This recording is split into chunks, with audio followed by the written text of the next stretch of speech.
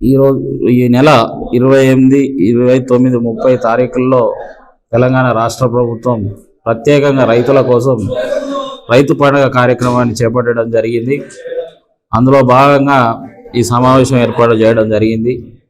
రైతులు తెలంగాణ ప్రభుత్వం వచ్చిన సంవత్సరం సందర్భంగా మహబూబ్నగర్ జిల్లాలోని అమిస్తాన్పూర్లో ఈ కార్యక్రమం చేయడం జరుగుతుంది. ఈ నెల 28, 29, 30 కావున రేపు అనగా 28వ తారీఖు రైతులు అత్యధికంగా పాల్గొని ఈ సభను విజయవంతం చేయగలరని మా తొర్రూరు మార్కెట్ పరిధిలోని వివిధ మండలాల్లో రైతులకు, రైతు సంఘాలకు, పాత్రికేయ మిత్రులకు, అలాగే మా డైరెక్టర్లకు, ప్రముఖులకు అందరినీ ఆహ్వానించడం జరుగుతుంది.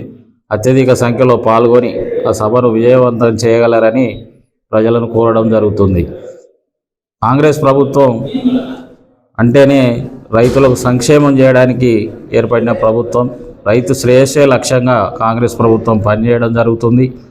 అదేవిధంగా సంస్కరణలు కూడా జరుగుతున్నాయి. పథకాలు అలాగే రైతుల మేలు కోరి చేయడం జరుగుతుంది ప్రభుత్వం, రాష్ట్ర ప్రభుత్వం.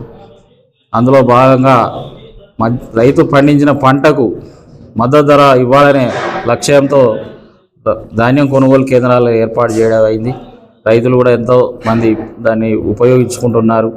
అలాగే ఇంకో చక్కటి పథకం, అలాగే సన్న ధాన్యానికి దేశంలో ఎక్కడ లేని విధంగా 500 రూపాయలు బోనస్ ఇవ్వడం అనేది దేశంలో ఎక్కడ కూడా జరగలేదు.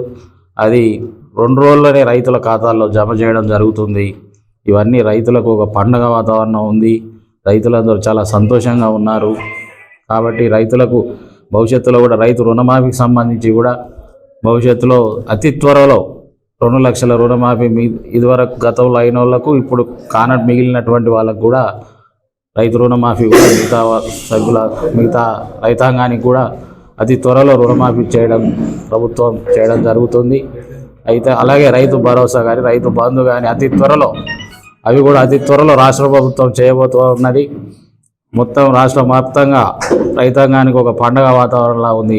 రైతులు ఎలాంటి ఆందోళన చెందాల్సిన అవసరం లేదు. మనకు కాంగ్రెస్ ప్రభుత్వం అంటేనే రైతు ప్రభుత్వం, అదొకటి గుర్తుపెట్టుకోండి. ఎవరు ఎన్ని చికాకులు చేసినా, ఆందోళన కలిగించేలా మాట్లాడినా మీరు ఎవరు ఆందోళన పడవద్దు.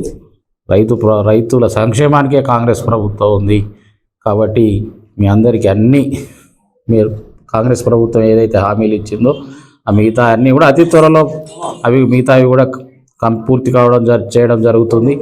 కాబట్టి మీరంతా రైతు సదస్సులో కార్యక్రమంలో పాల్గొని విజయవంతం చేయగలరని మీ అందరినీ ప్రత్యేకంగా కోరడం జరుగుతుంది.